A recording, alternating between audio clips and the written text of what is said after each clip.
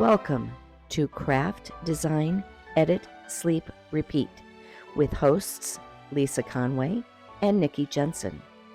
Listen as we take a deep dive into the business of fiber craft design.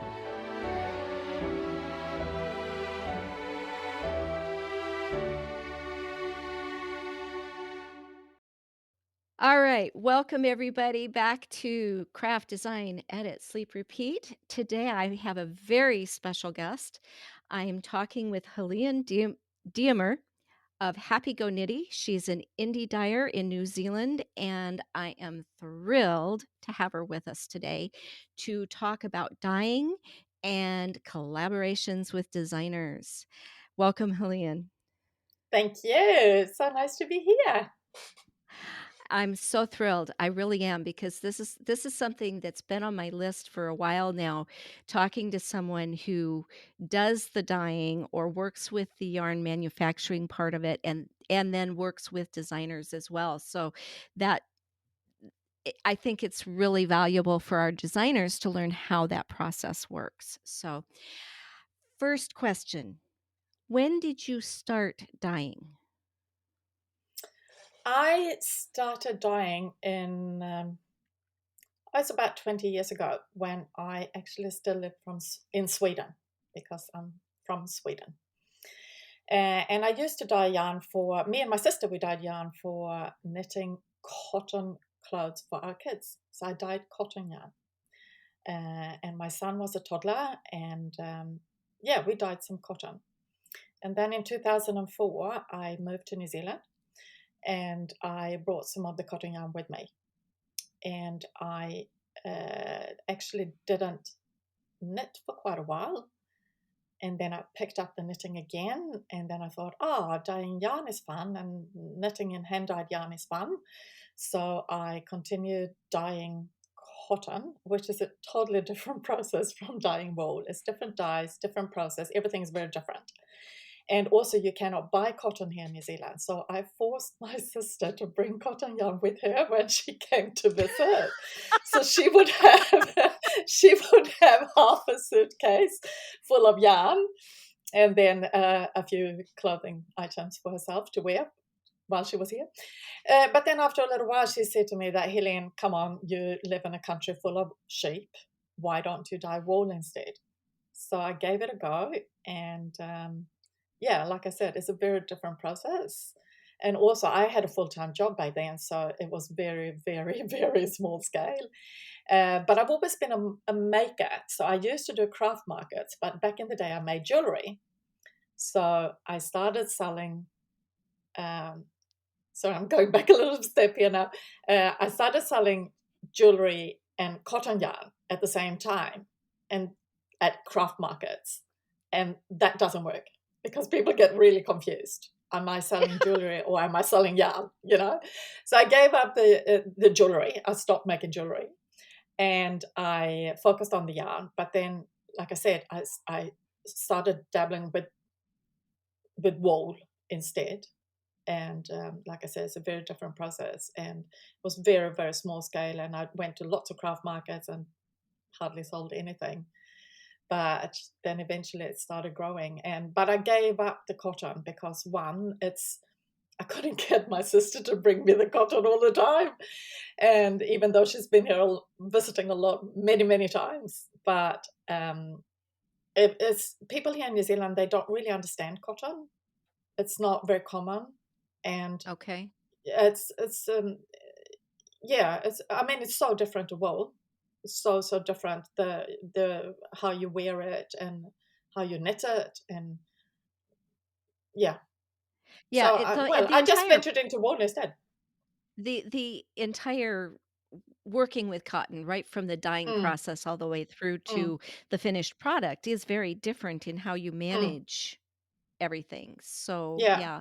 and I know that a lot of people here say that they find cotton very hard on their hands, and I guess I was so used to it, so I didn't really mind.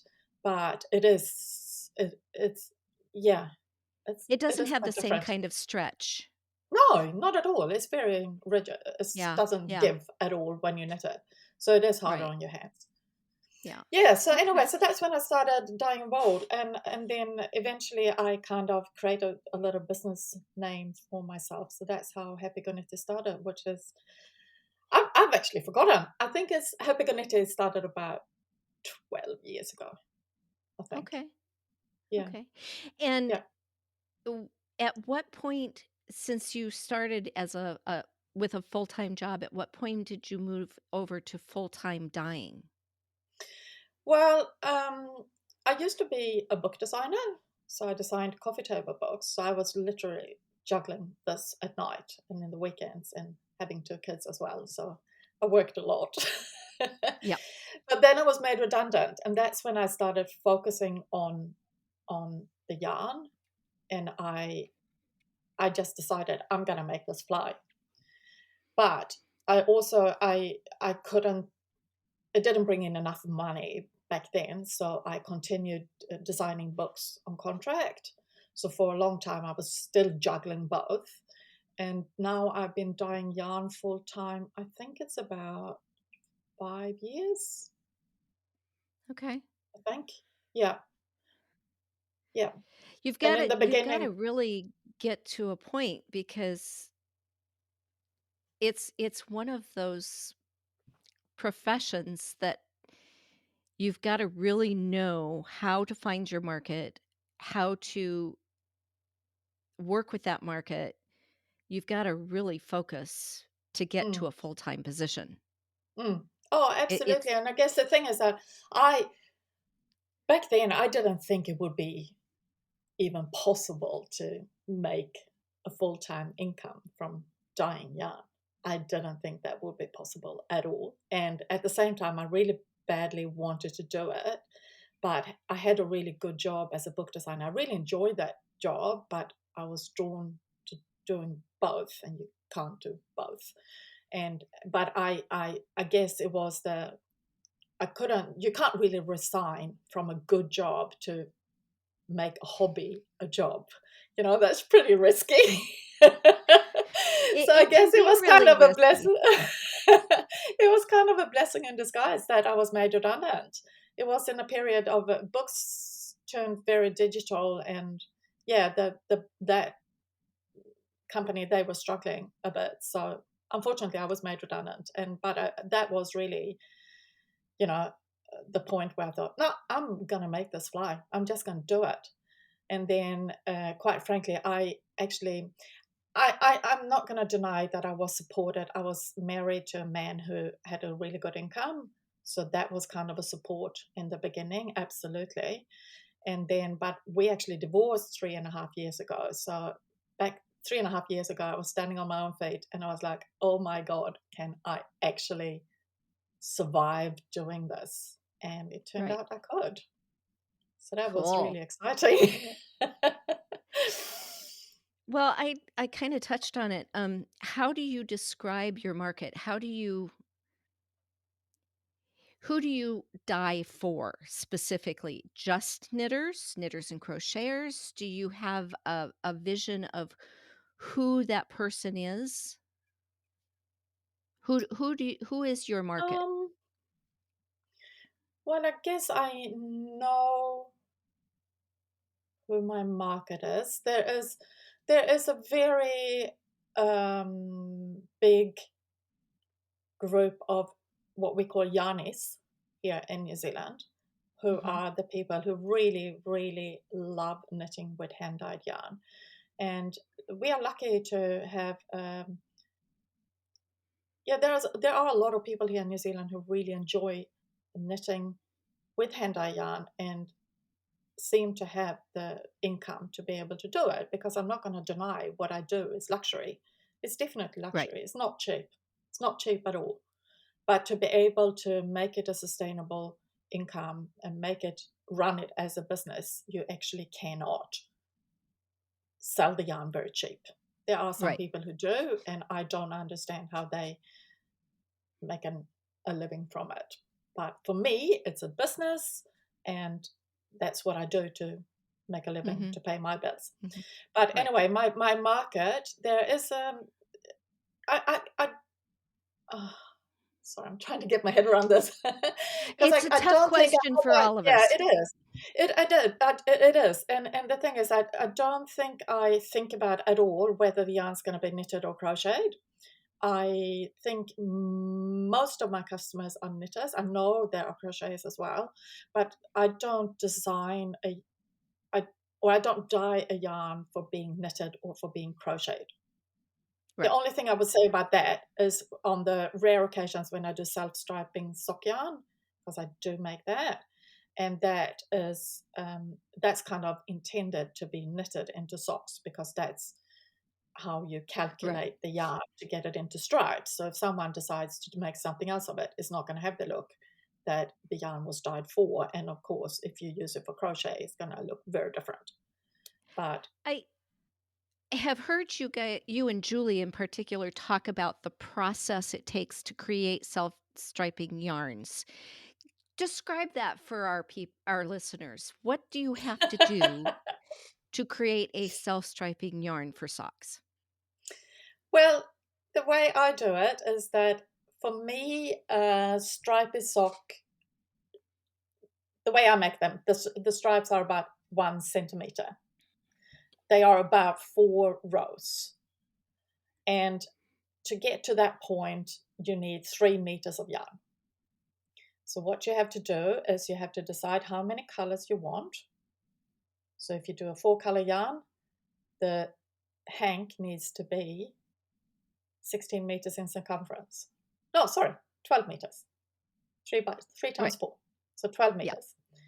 So then, of course, what you need to do with your hank of yarn before you can dye it, you literally need to reskein it into 6 meter long skeins, right? Because you need to dye Okay. 3 meters of each color. So yes, and I don't have any. I make them very rarely because it's so time consuming.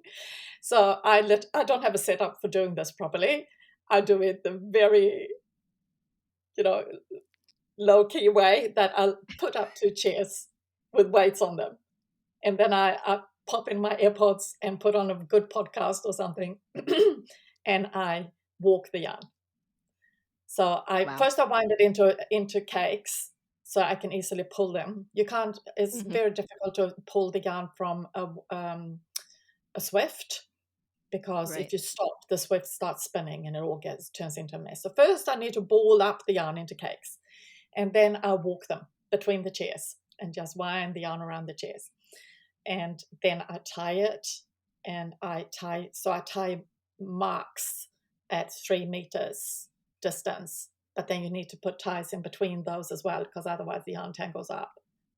And then you dye it. You dye 1 color at a time in that 3 meter section, and then you take it out, you wrap it up in glad wrap, and then you dye the next section, and you make sure that they overlap ever so slightly, but you don't want them to overlap too much because that's when the Right. color blends. But you don't want a white spot there either.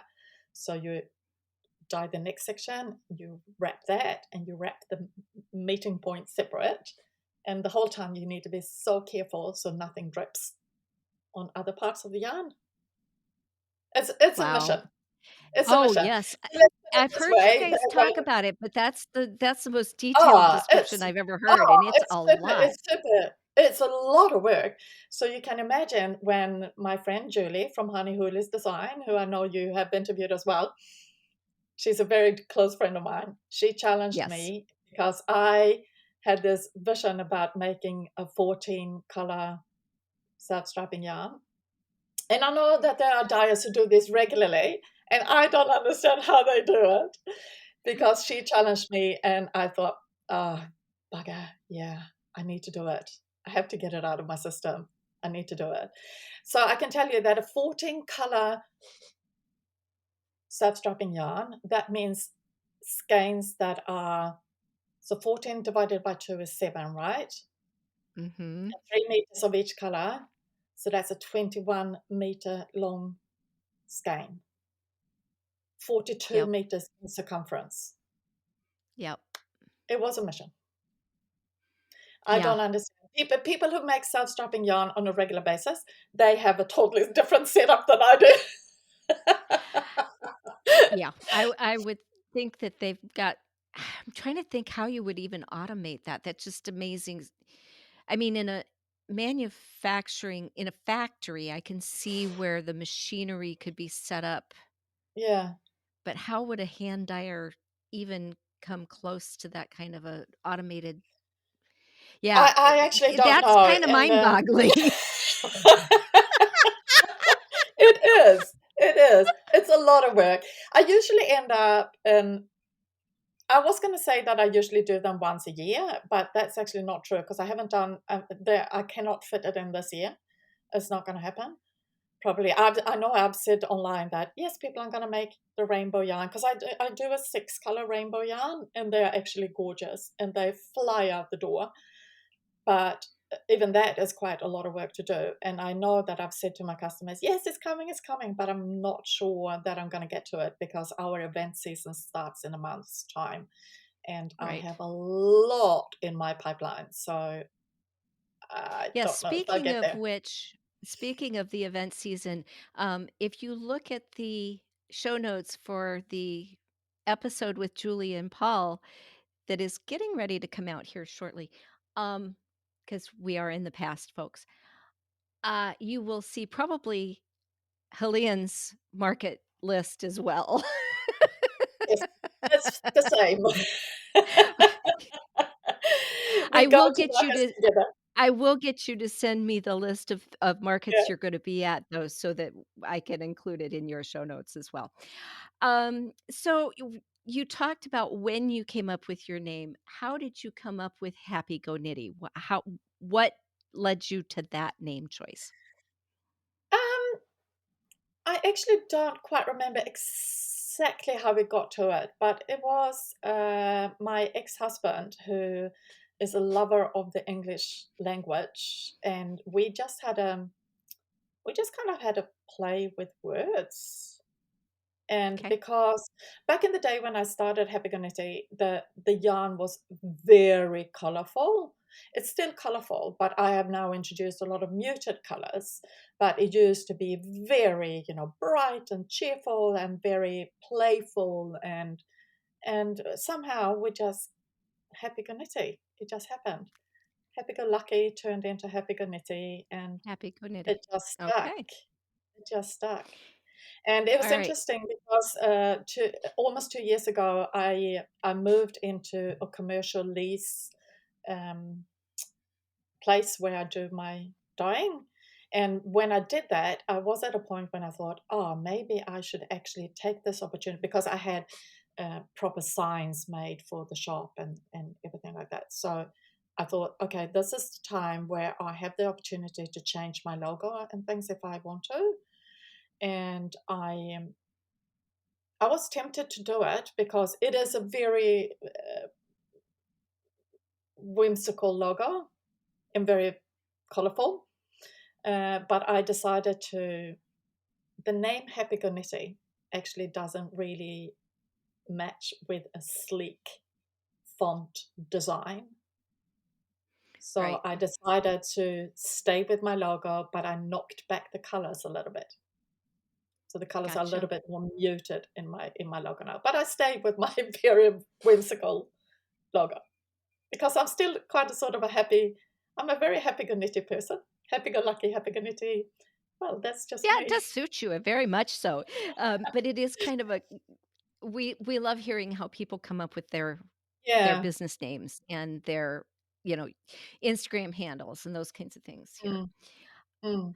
So let's get down to the meat of things and talk collaborations. You do a number of collaborations every year.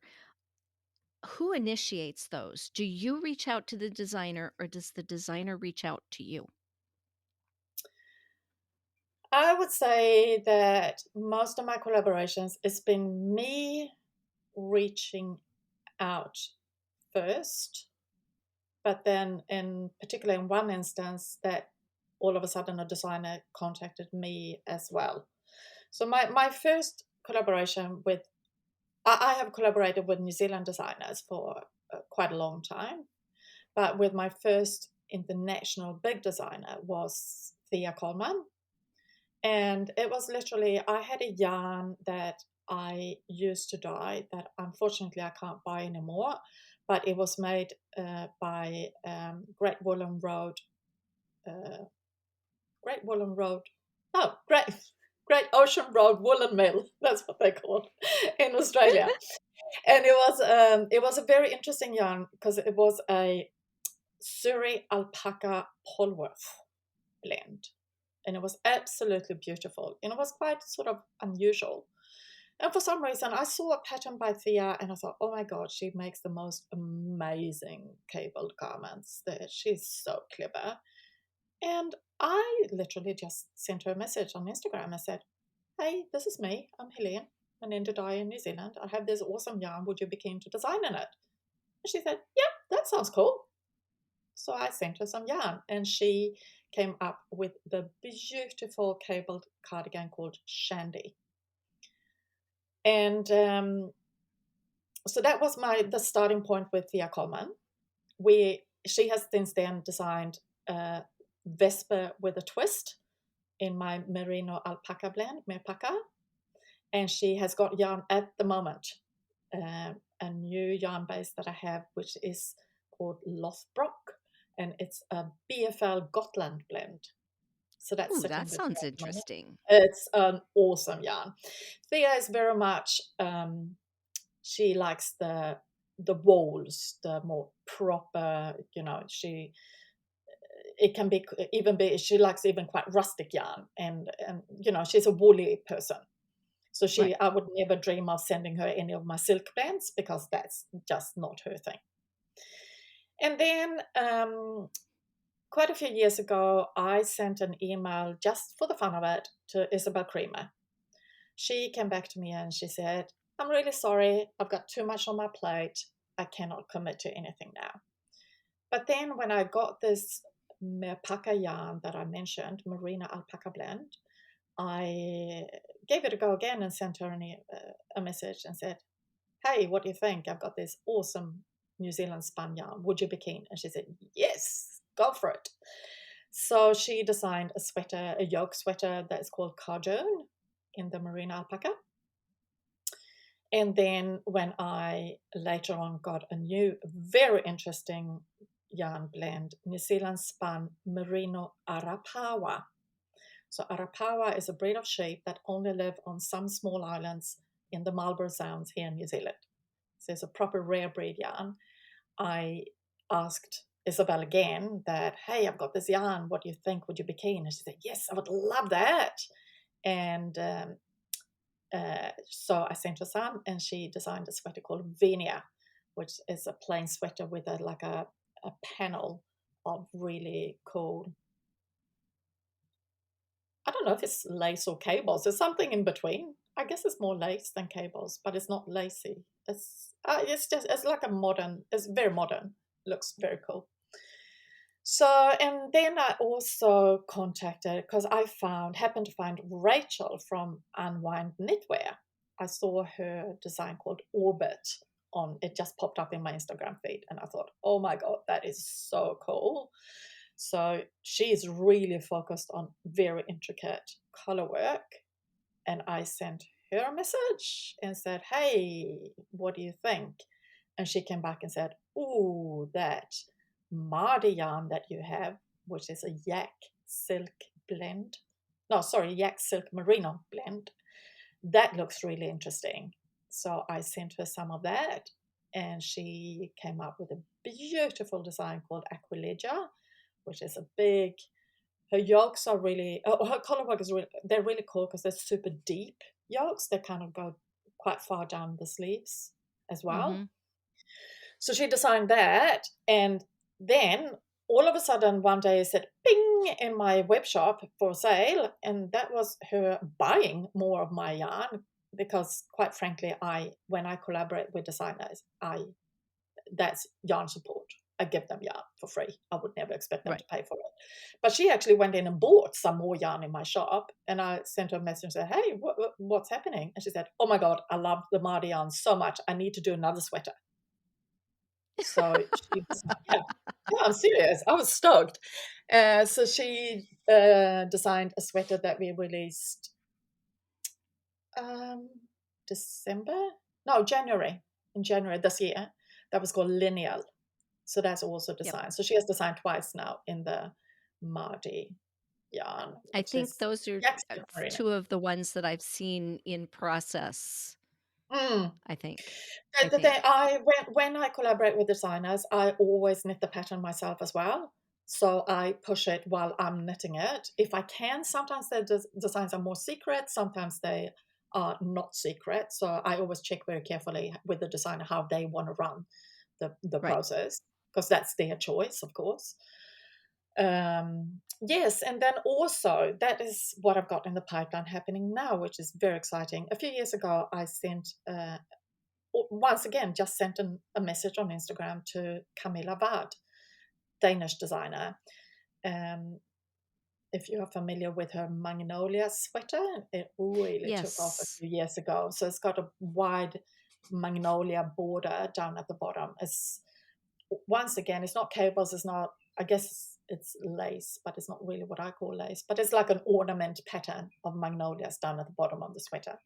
And that really took off for her. So since then, she has made a whole range of magnolias. So there are cardigans, there are beanies, there are kids versions, there are sweaters and cardigans with the magnolia pattern up in the yoke instead. So lots of variations of that.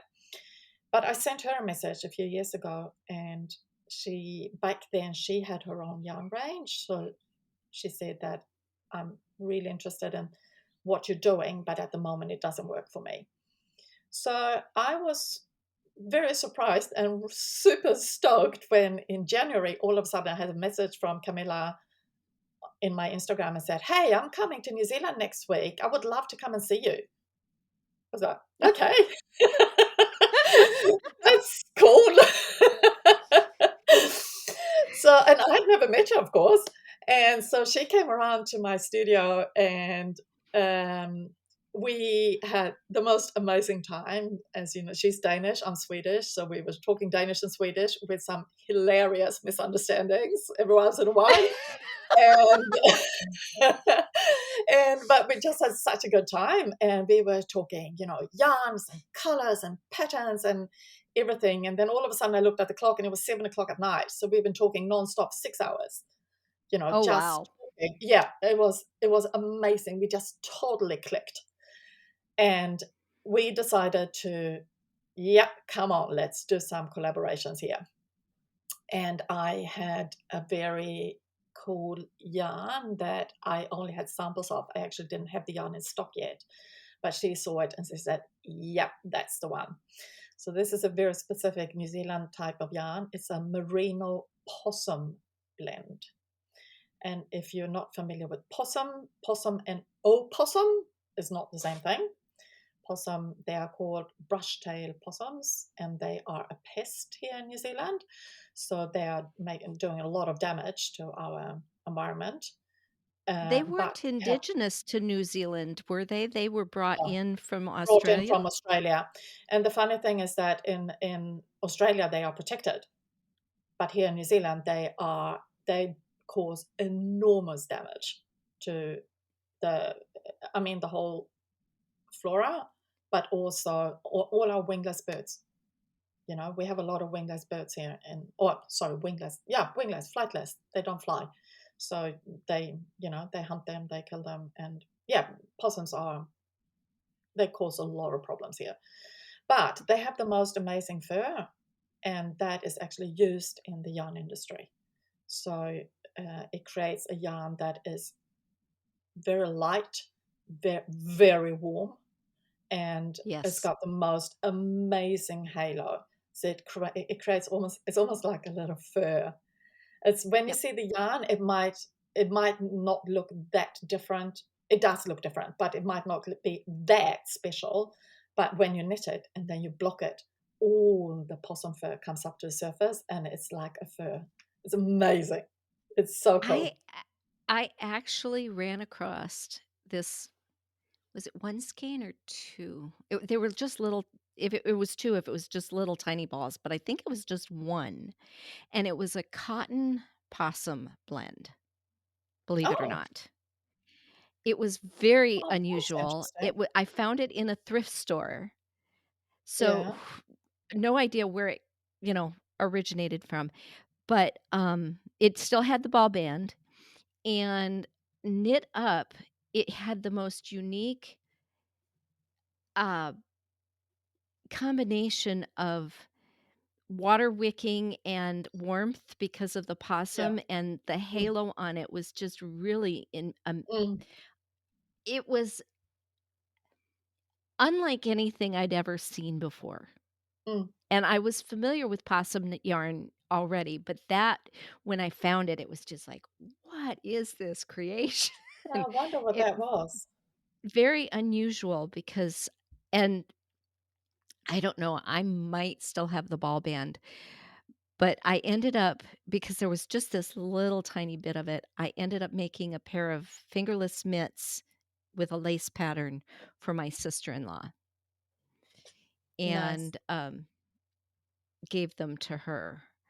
But yeah, it was a really unique yarn Mm, because it had okay. that lack of stretch. We were talking about cotton. It had that lack of Mm, stretch from the cotton, but it had the halo from the possum that was just unreal. very interesting.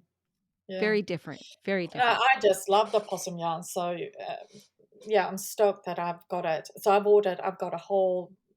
got lots of possum yarn now. So, that's what my collaboration with Camilla Bard will be in. She is blown away by this yarn. And so, what we're doing, she has committed, she's going to do two designs in my possum yarn, and also actually one design in the Lothbrock that I mentioned before, the BFL Gotland blend. She's got that as well. So we've got three designs in the pipeline to start with, but because design process takes a few months, we are actually starting up a a knit along, in 1 or 2 weeks in one of her existing patterns already that is Oh, very suitable for this possum yarn. So it's all down to me now. I just need to dye up yarn so that we have yarn available so I can post what color we have, colors, different colors I want to offer. And then there will be a knit along with me and Camilla for one of her existing patterns. I'm not going to reveal which one it is, so you have to follow me to find out. go to Instagram and Go to Instagram. start following Happy Go Knitty. Hey, following Happy Go Knitty is worthwhile, even if you don't want to participate in the cow, because the beautiful things that this woman does are it's mind blowing. It really is. Thank you. I Um, have to mention though that if the best way, if you want to keep up to date with all this stuff as well, please subscribe to my newsletter. You will find it on my yes. website to subscribe, because sometimes I actually tell my followers there are things that are not revealed on social media as well. For Ooh, example, I had lovely. a, yeah, there, yeah. That's So good to it's a good know. idea. That's really good to know. Good idea. I I I might just have to do that. Not that I can afford to ship yarn from New Zealand right now. Um, so you've kind of talked about the steps. If a designer were to reach out to you, what would be your requirements from the designer to move forward with a collaboration? What kinds of things would you put into place to make sure things ran smoothly for both of you? Well, first of all, I want to say I usually give the designer very free hands. They can design whatever they want to do. The only thing I know, I've told Thea Coleman, hint, hint, that I would love if she could do a cardigan. So what she's designing at the moment will be a cardigan, because I feel like I have so many sweaters in my range of collaborations that I would really like to have a cardigan. So I've asked her for that. Otherwise, they usually have very free hands. get the yarn and they can design whatever they like. Um, and I mean, quite frankly, of course, my hope for collaboration is, of course, that I will sell kits when we launch them. That's the whole idea. So I will Right. always have kits available in a few different colors when we launch the pattern. And sometimes they do amazingly, and sometimes they sell a few, but not that as many. But for me, that's the part of the game. It's Right. the same for a designer. Your side I'm of it is sure. making sure there's a variety of choices. Yeah, yeah. But Do I mean, you it's of choose the course the colors same. for those? Do you Um, choose the colors I for the kits, or do they sometimes what suggest? I've done recently is that I the designer pick what color they want to use. And then when we do the test call, because all these patterns are, of course, test knitted, I have a few friends here in New Zealand who are usually on board, especially one really good friend, Christina. She's usually on board when I do a collaboration. And the testers can, here in New Zealand, because I do. There are testers who buy yarn from me, even from the States, usually from the States or Australia, to do test Mhm. knits in these collaborations. But the ones who usually buy for testing are here in New Zealand, and they pick whatever color they want to knit in. And then when I make the kits, I usually make them in the colors that we have used for the testing because I will have them photographed, right? Right. So that's my asking for my test knitters is that they can take nice photographs and that I'm allowed to share them. So that and then I make the kits in those colors. So Sometimes they you're really involved in a lot of the process beyond yes. just providing the yarn, which I Oh think yeah. is it really that's what makes them successful, right? Is the fact that I both the hope so. designer and you are committed and collaborate really working together to come up with things. Even though Yeah. you give them free rein on the design, you're still a big part of the whole process when it comes right down to it. Yes, because So, I always do the test knitting myself. So I'm involved in that process. I have to admit, I can't always keep up to the deadline, but I usually do because, I mean, with the deadline, that's when we're going to launch the whole pattern, the kits, then everything. And right. by then, if it's not a secret design, which it seems to me like designers are more and more walking away from secret launches.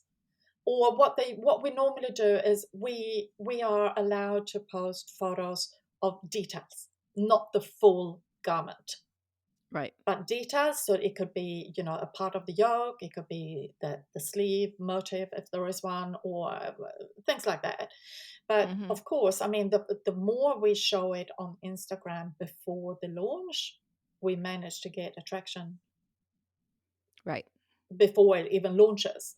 So yes, I do the testing myself. So I have a sample to show my customers when I go to events, but Mhm. also, of course, so that I can push it on Instagram during the process. Right. Right. And And that helps both I you try and to the designer. exactly, and I try to most of the time I pick a color myself that is quite different to what the designer have used, and for and if it's a color work, I didn't with Isabel Creamer, but when I worked with a New Zealand designer here, Amiki Honitz, she designed a colorwork sweater in the natural yarn base with green motif. I made mine dark gray with a natural motif, so it was opposite. So you can see how the colors play with lights and Mhm. darks, and then like in reversed. And so I try to make mine quite different to what the designer has done simply to That's show as much interesting. as possible. I hadn't Yeah. thought about that part of the color process because Mm, that's where you're invested, right? Is mm. in choosing the colors that work and yeah, that's a And whole different mindset. it's very interesting, and I find it quite interesting with how the markets work as well. Because, for example, when Isabel launched the cartoon sweater, which was a yoke sweater, one color in the contrast color in the yoke, um, the all the because I actually did sell quite a lot of kits to America then. All the American customers bought Isabel's colors, exactly the same as Isabel. While here in New Zealand, people went every combination possible. Because sometimes it depends on how much time I have, but quite often I offer that you can have other colors than the kits. I dye them to Right, order, but there will be a longer wait time for that. right. But so you can combine any color I have in that yarn range. So Isabel's sweater was a light gray, natural light gray with a darker gray yoke. But people here in New Zealand, they knitted blues and greens and rust and all sorts of colors. So I just thought that was really interesting. It's amazing to me the number of people that are they see a pattern and automatically just have to have not only the exact same yarn, but the exact same colors. Mm, And I've never knit that way. mm. Never, never. It's I very don't common.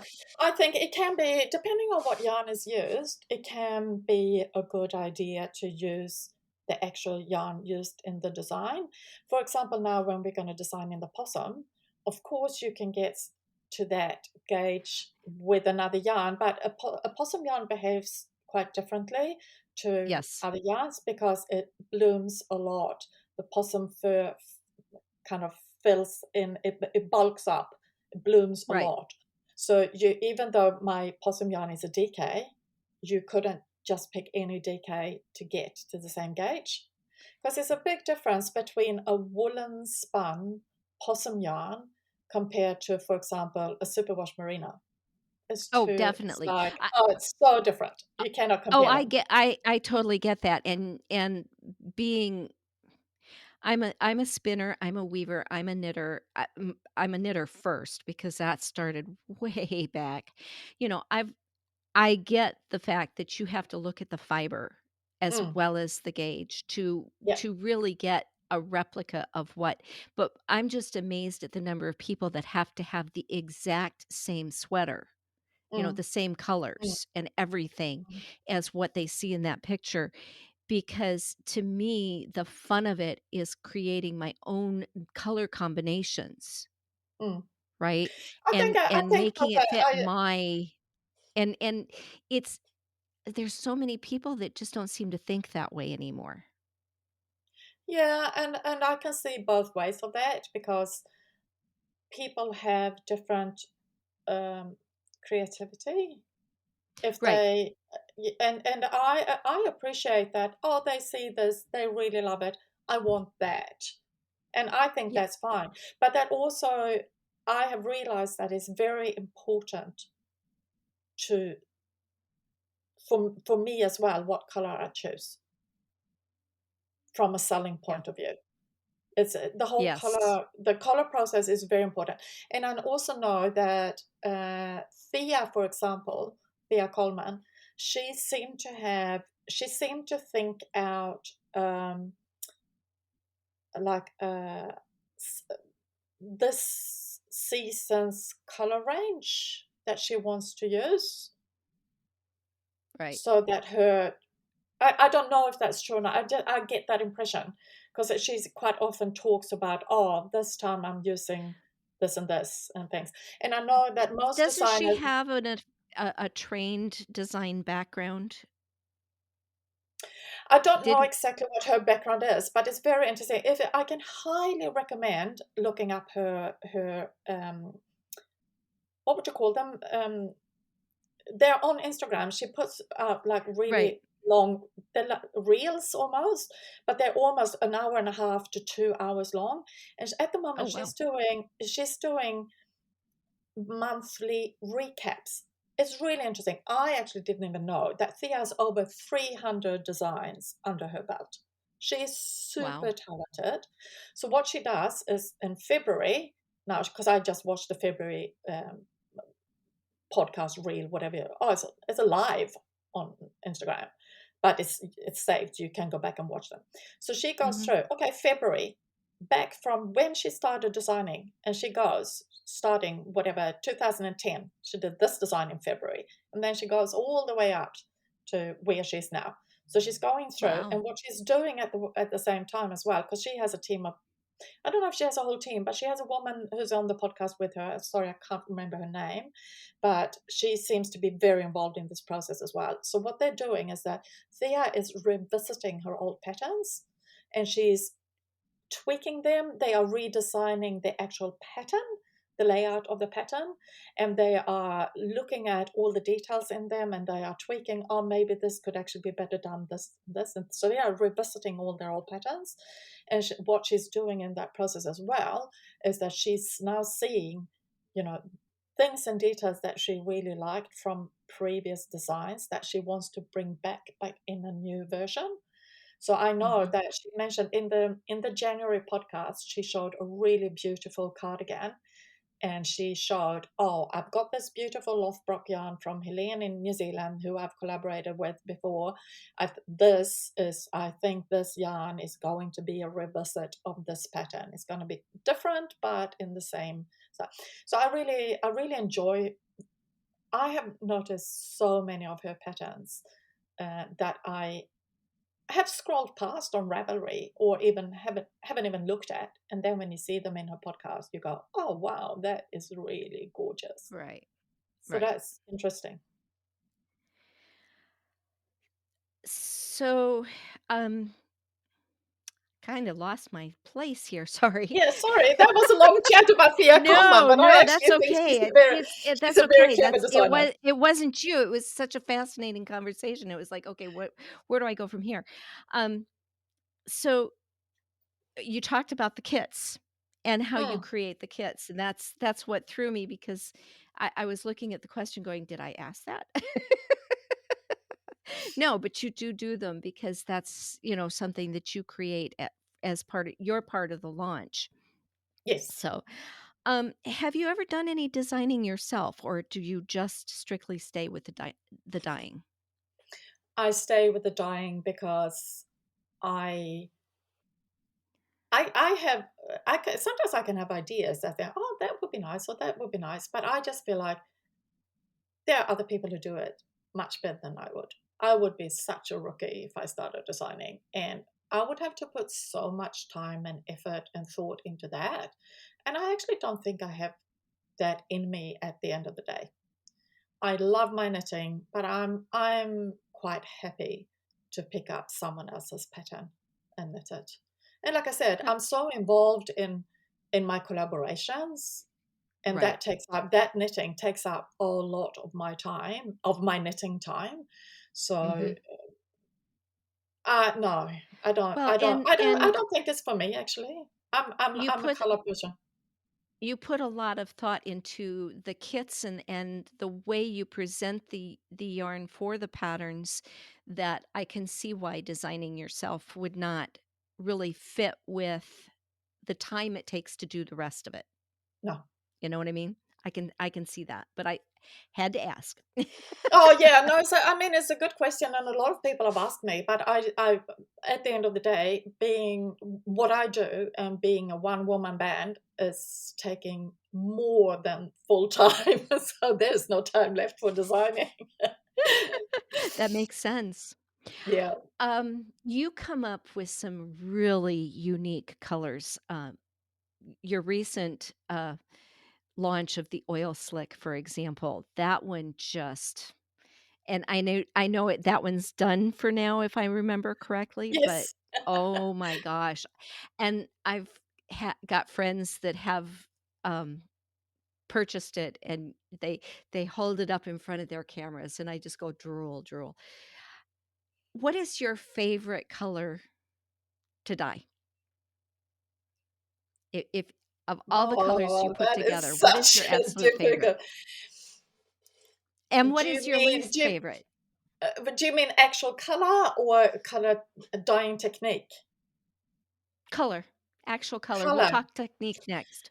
Oh my God. I have actually noticed I'm very drawn to deep pinks and deep purples, but I've noticed recently that what I want to knit is green. I just want to knit Okay, greens or natural, actually natural, especially with like the possum yarn, or I much prefer dyeing a naturally colored yarn than a white yarn because I think the colors okay. come out so So much more something that interesting. has some color It's like already with brown Julie and her or gray. camel. Yes, yeah, yeah, exactly. So my Mhm, possum yarn, my alpaca yarn, they're all slightly brown. The yak silk blends are also brown, and mhm, my merino arapawa is very variegated brown. And I and then I have, for example, kashi, which is a 50-50 silk merino, and it's fun in the way that the colors come out beautiful. They do, but I like the depth that you get from a natural colored yarn. And Lothbrok, my BFL Gotland, is quite variegated in the cream. And as you might know, Gotland is one of the mhm. few breeds that have like a bluish grey. Most Yes, wool is more brownish grey. They're all classified as grey, but but but there's Gotland a is a big lot more blue. difference. Oh, there's a big difference. It's a big, big difference. Yeah, And yeah, so I think I find it's always so interesting when I get a new yarn because I, I can predict what will happen when I dye it, but I don't always know exactly what it's going to come out like because all yarn is different to dye and the colors come right. out very different. So that's why I'm very strict on, except for two colorways, I'm very strict on calling my colorway the same all over my yarn range because I need Mhm. to people to understand how different yarn dyes up. A Yes, 50-50 silk merino, a white 50-50 silk merino comes out super intense, and the same colorway on a merino alpaca will come out a muted, soft. yep, So sometimes people ask me, "Oh, I want this color, but on this yarn base," and it's sorry, it's not going to happen. It doesn't work like yep. that. It just can't be the same because No, the no, base because of the well, fiber. even if you take merino versus BFL, right? They may both start out Oh, as basically what you would call white, but the white is different, and the mm, way the color strikes the individual yes, fibers is different. yes, The BFL has got a base luster that you're never gonna see in the merino. exactly. Right? So those colors they strike completely differently. Mm, mm. And And so they the soak fibers up the themselves dye differently, and it depends on the Mhm. construction, and it depends on whether it's super wash or not. It depends if it's got silk content. There's so many variables in Right. And in then the you yarn. add those naturally colored fibers underneath, Mm, and basically what you're doing is over dyeing those natural colors, so mm. those affect the color that's gonna be at the top, and yeah, they're very, very different, and, It's it's um really interesting, and I've actually got something interesting that you can look up on my website if you like. I've got ombre sets, which are 5 skeins of naturally colored wool, all the way from cream to a very, very dark chocolate brown, natural wool colors. And then I dye them into the same dye bath. So you get a, a, a Oh, fascinating. toffee yellow fade or a green fade or a light blue pink, whatever color I dye, but you've got a Uh-huh. fade that is created by natural colored yarn, not by the amount of dye in them. I They're really missed very those. cool. I will Mm. have to go back and It's, look and again because it's an interesting yarn blend as well because that is a BFL Masham. Masham is a breed of sheep I'd never heard of before I bought those sets. yes. So yeah, interesting. That I swear there's as many breeds of sheep as Mm. there are numbers of people on this planet. It's just amazing. Hundreds of there's literally thousands upon thousands of different breeds, and each one is so completely different from the other in terms of Mm. size and shape and what type of fiber they produce, and it's a fascinating And the study. more you learn about fiber, the more you understand your knitting as well. Because I very often Yes. have people coming into my shop or contacting me or coming to the events and they want to knit something and they like the look of a specific yarn. And unfortunately, that yarn is not going to do what they want. Very Right. often I have people who come to me and they have something in mind, but they actually walk away with a completely different yarn because it wouldn't have worked. Right. Exactly. Well, and it's Mm, like Julie talks with the ladies' lunch date tea and the different yarns that she did that mm. in, and having people claim that they can't possibly be the same sweater. The drape, Yeah. the feel, it's different fibers amazingly change what the construction would be. Mm. Sorry, I thought my phone was silenced. I hope not everybody could hear that but me.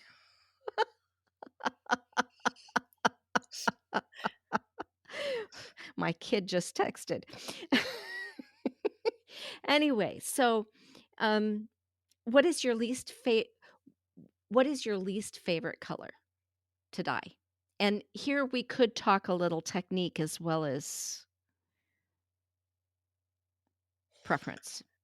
I don't know really. Quite frankly, Okay. I I dye colors that I like, right? Because Mhm. otherwise it doesn't quite work for me. My color Well, range are okay, colors that I like. most dyers that I have talked to, when you ask them the least favorite, they'll automatically tell you black. And yet you Ah, just came out with that oil slick, and I thought, well, the talent that it yeah. takes to create that yarn and have it The people, original if you oil didn't slick see is it, I'm actually sorry, not it's it's not amazing. very dark. The original one is not very dark, but then I did a small amount where I just tested, where I took it to the absolute limit, and that came out actually came out very, very dark with just a shimmer of colors on it. The oil slick, I call that extra dark oil slick because that's not, it takes a lot of time and dye Mhm, to get there. So the mhm, normal eye slick is not that, oil slick is not that dark. It is like it's a darkish, grayish, but mhm, shimmering in a lot of colors. So mhm. yeah, no, that dark. I mean, it's you cannot hand dyeing is very, very difficult to get it to a jet black. And I Yes, feel like, why would you? Because if you want jet black, buy a commercially dyed yarn. right, Why would you buy an indidyed yarn that is black? But I right, have a colorway that is called In the Shadow, which is a dark faded black. So it's a dark, dark gray faded black. But then again, on BFL or on silk merino or yak silk merino, it will come out quite a dark faded black. But on BFL Gotland or on merino alpaca, it will come out kind of a medium gray because I right, cannot take it to a black. It right. just doesn't work. And also the thing, because the difference is that with yarn that has that has a superwash base or has silk in it, you can over dye it multiple times. You layer and layer and layer and layer to get a really big, a deep depth in it. But with the Oh, non-superwash fibers, you know the difference between superwash and non-superwash? Well, it's non-superwash dye, um, non-superwash yarn can felt. So of course I have to be a lot more careful when I dye that. I cannot layer right, and layer and layer because it will start felting the yarn. And that's why you Right. cannot get to those intense. I can get that. Some of them I can get pretty strong, but not at all in the same range as Right. the Right. silks and the superwash. Yeah. Okay. Have you ever felt like it is too much work and it's time to go back to doing something for someone else where you're getting a regular paycheck and is it ever has it ever felt like it's time to give up? No, No. no, no. So all the work and you still love I it. love what I do. Sometimes my body hurts a lot. It's hard on your body, very hard on the shoulders. I regularly see an osteopath and I do something weird called dry needling on my shoulders.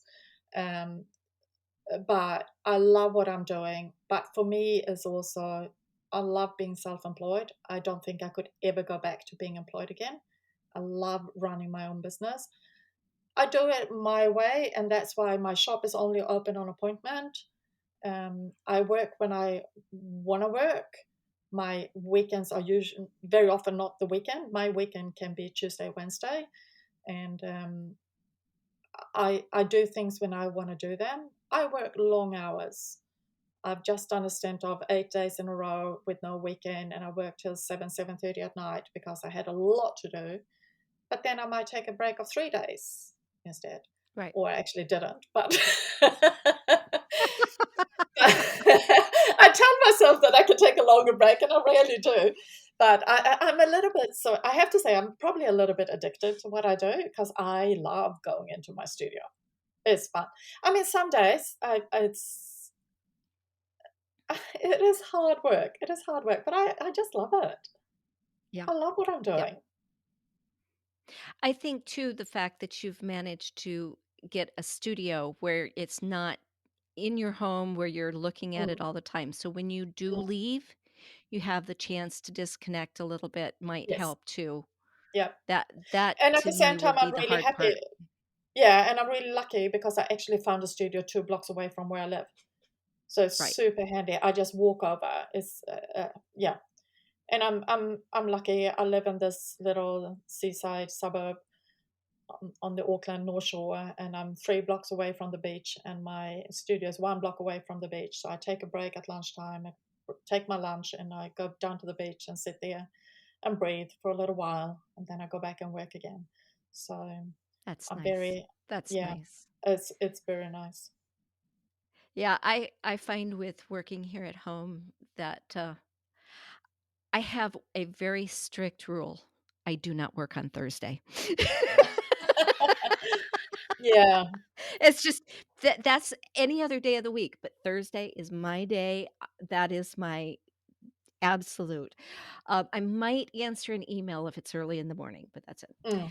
But Okay, I just so love the whole thing also about just controlling my own time because I practice yoga and I have a yoga studio that is across the road from where my studio is. And if I want to start my day with going to yoga in the morning before I start working, well then I work an hour later at night, but I got my yoga in the morning. And I love right. that freedom of doing things the way I want to do them and when I want to do them. I don't mind Yeah. working late at night if I have something that I really want to do in the morning. It's Yep. I love that freedom. I totally agree with you there. Mm, That's the very best part of doing what I do is that I get to choose. mm, If you know, if I want to work on a Saturday, I can work on a Saturday, but if I've got something I want to do with the family, I just say mm. block my calendar and say I'm not available. Yeah, yeah, You know, exactly. um, it's just not. It's not an issue. Mm. So, what is waiting in the wings? What is coming up from like mid-April on? From What, mid-April, the event season starts. So from there on, I'm doing one event a month until end of July. And it's starting with quite a small but hopefully upcoming event. And then in end of May is the very big wool fest here in Auckland, which is huge. 60 traders, 4 big sheds of just yarn and fiber. It's amazing, and food trucks, and yeah, it's been running for a very long time, so it's a good one. And then I do one in Christchurch and one in Wellington and one in Hamilton. So I travel to different events.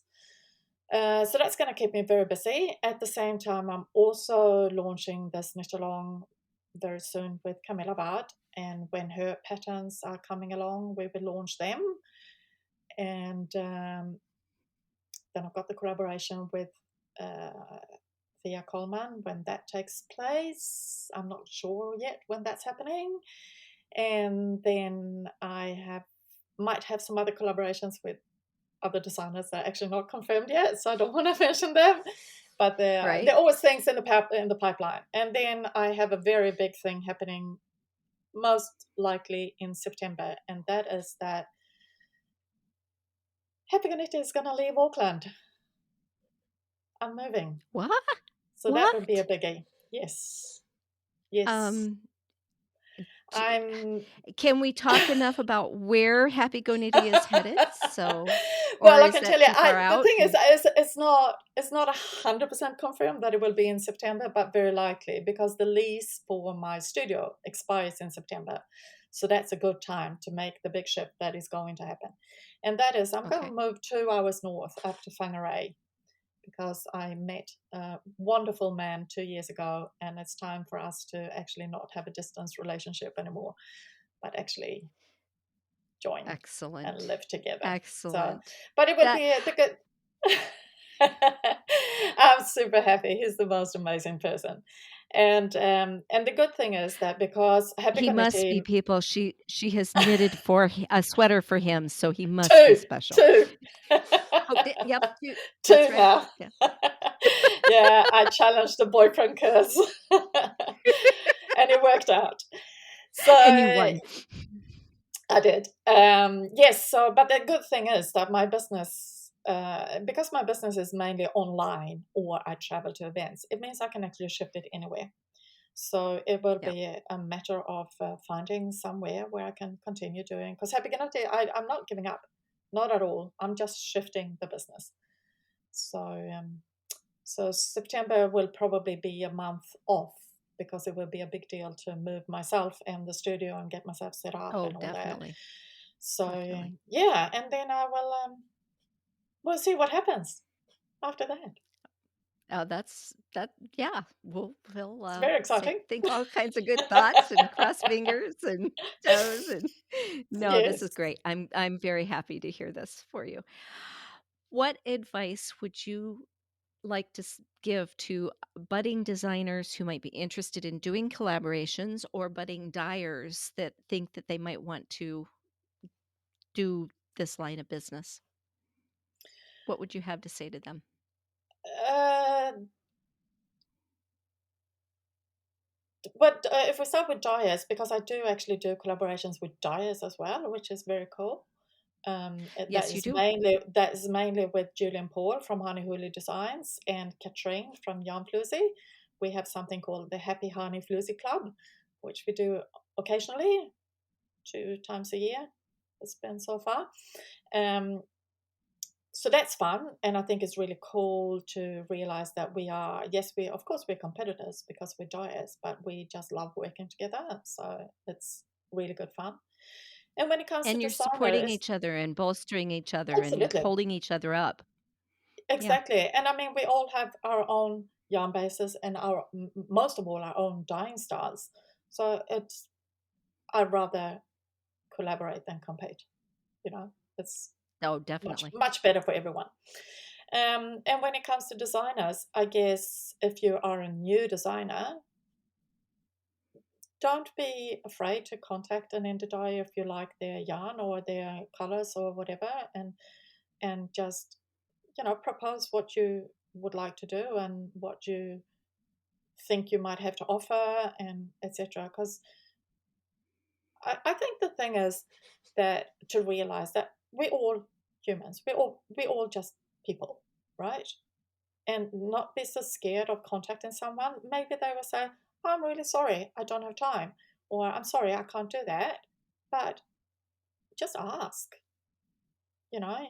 That's great. Thea Coleman and Isabel Creamer are absolutely lovely, and Rachel from Unwind Knitwear as well. They're absolutely, and Camilla Bart, they're all absolutely lovely people, and they are just as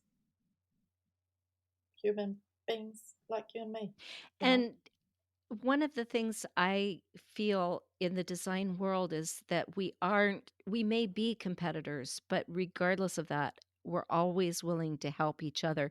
As tech editors, we are there to help each other, not Mm, just to compete with each other. We mm, do collaborate. We in the form of if I'm doing a grading job, I've got to have somebody check those numbers before they go back to the designer. So I send them to my tech editor mm. and she looks at the numbers before I ever send them back to the designer. And there's all kinds of ways that we collaborate. So I think it's important to understand just because you think you're working alone doesn't mean you are totally alone. There are people out there willing to help and support, whether it's a designer reaching out to a dyer or to, a tech editor to a tech editor, whatever. Reach out because that is an important piece. It really is. Absolutely, So I thank you. totally agree on that. I totally agree. Yeah. And like I said, it's much better to ask the question, and maybe they won't be able to help you, but most likely they are.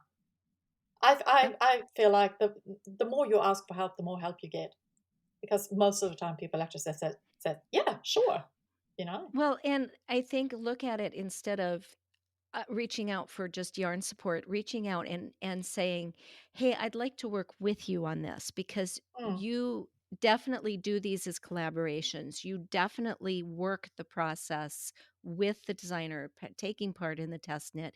Not all indie dyers are going to do that. I get that, but if you approach a dyer as a designer, if you approach a designer with a collaboration in mind, a mm, working together in mind. They're gonna get benefit, you're gonna get benefit, you're gonna be supporting each other and helping each other, and that's all part of this world. mm. We've gotta do more of that in this. I think that not just in the design field, but throughout, I think we need to do more of that all the way around. Absolutely, I agree. And but to make it easier for yourself as a new designer, if you want to approach an interdyer, and even if you're not asking for yarn support, of course, that's kind of what you're hoping for. To make it easier for Mhm. yourself, maybe not design a knee long 8 skein, 10 skein cardigan to start with, because that might be, asking for a little bit much. At the end of the That makes day, I sense. mean, yarn support is, of course, costing me money initially. Hopefully, it leads to money. But, Right. maybe if you're a new designer, maybe start with a reasonable sweater, which is a 4 or 5 Or skein sweater, or or a even a shawl. nice A shawl, shawl.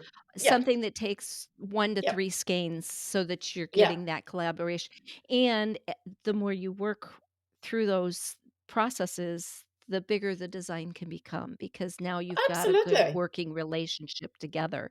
Just like you Yeah. said, you've worked with Thea how many times now? It it it builds, right? It Yeah. grows, so, Of course, it yeah. does. That's So, really good advice, really good advice. Okay, our very last question is tell our listeners where they can find you. okay, so I am Happy Go Knitty everywhere on the internet. Unfortunately, with a slightly different spelling in different places, depending on what the website allows. So Happy Go Knitty is usually spelled with hyphens, so happy go knitting. But for example, on Instagram, that doesn't work, so that's just Happy Go Knitty. But I am Happy Go Knitty on Instagram and Facebook. I have a Facebook group that is called the Happy Go Knitters, and you're very welcome to join that if you like. And of course, I've got my website. So, and yeah, website, web And are shop. is the website hyphenated as well? Is it No, or it's is that not. one It's just okay, that one is not. happygonknitty.co.nz, which is the New Zealand. Okay. So, Yeah, That's what I remembered, but I happygoknitty.co.nz. wanted you to say it. That's good. And of course, I'm on Ravelry as well, and you can find me there. You can find most of my yarns on Ravelry. Unfortunately, not all yarn is listed in my web shop simply because, like I mentioned, I'm a one-man band, and listings needs photos, and I need to get photos Right, done and get yarn. But I do a lot of custom, a lot actually of custom dyeing. So you can always email me and ask for something dyed up. The only thing I don't do is people coming to me saying, "Oh, I want this specific color, like a specific blue, whatever." I don't match someone sending me a color sample. I right. don't do That's that kind of almost stuff. impossible to do. I think it's so subjective, and might see the color might look different on my screen, and I might still kind of visualize it different to what you do. And so I've got my Right, color range, but you can always ask for a color that might have been done on one yarn, but is not showing on the particular yarn you want. Happy to do that, but I do my own color range, and I right. don't do my hand painted yarns are not made to order. They are done when I have the time to commit to doing them. Right. That Otherwise, I makes do a perfect lot of sense. custom dyeing.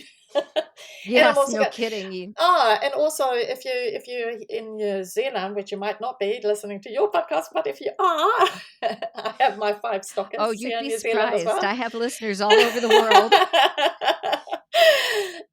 Yeah, I have 5 stockists as well that sell my yarn, and I do actually have a stockist in the United States, but it's been a long time since she bought yarn, so she might not have any left in stock. I don't know, but they're called the Modern Skein, and they are in Montgomery in Texas.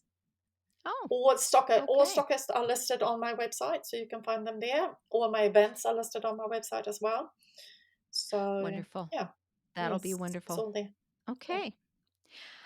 Well, Helene, it's been an absolute pleasure. We probably both should head out to the rest of our day. Go to work. Yeah. All right. Well, thank you again. Well, thank you so much for having me. It's been a lot of fun talking. But that's the Wonderful. thing, you can actually Thanks. talk about this stuff for ages. Oh, I So, know. We could I keep know, on going for a very long time, believe I me. know. Uh, Folks, Helene and I talked for nearly an hour before we even started recording. Well, that's the thing. Yeah, it's always fun All to talk right. about yarn and fibers. Yeah. All right. Have a great day. Join Nikki and I next time when we talk AI in pattern writing. Don't forget to like and subscribe wherever you listen, and join the conversation in our Ravelry or Facebook groups. For technical editing, find Lisa at arcticedits.com and Nikki at handknitsandyoga.com.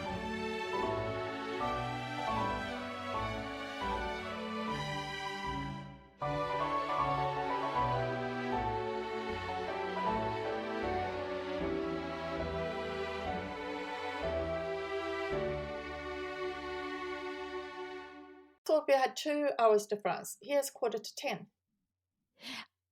Yes, our time changed. Oh, okay. Yep. We went on daylight savings time, so it shifted. Okay. Yeah, we're going off daylight saving in a couple of weeks. Right. I'm on the other side of the world, you know. I know. Remember now when you talk to me that I'm in the future. I know. All right, let's give it a little pause. We'll start. Okay. Okay. Get ourselves ready.